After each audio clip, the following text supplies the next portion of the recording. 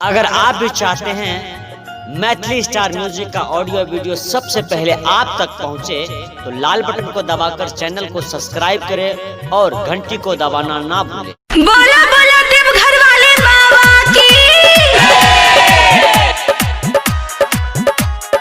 Lockdown में फंसल छे, लॉकडाउन में फंसल छे। हो भोला बाबा कैसे जे बई देबा घर, महल लॉकडाउन में फंसल छे। हो भोला बाबा कैसे जे बई देबा घर, महल लॉकडाउन में फंसल छे। महल लॉकडाउन में फंसल छे, जहन लॉकडाउन में फंसल छे।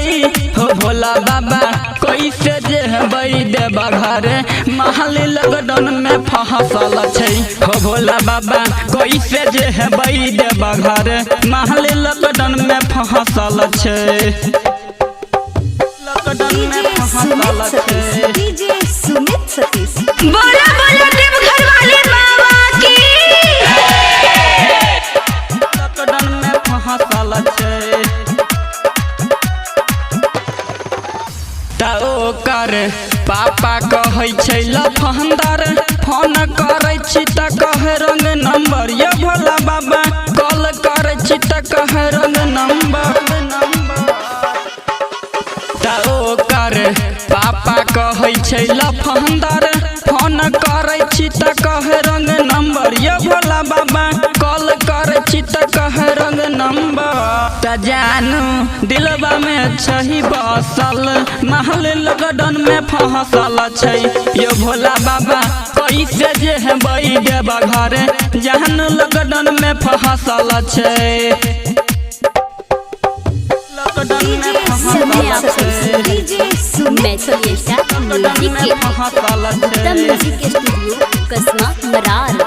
गुप्ता म्यूजिक स्टूडियो कसमा मरार। राइटर दीपक रंजित राजा, ओकर सोग में धुकै छै गाजा। हो भोला बाबा ओकर सोग में धुकै छै गाजा। राइटर दीपक रंजित राजा, ओकर सोग में धुकै छै गाजा। हो भोला बाबा ओकर सोग में धुकै छै गाजा। त गायक अमरजीत छही नसल, महल लॉकडाउन में फंसल छै। यो भोला बाबा कैसे जे बई देबा घर, महल लॉकडाउन में फंसल छै।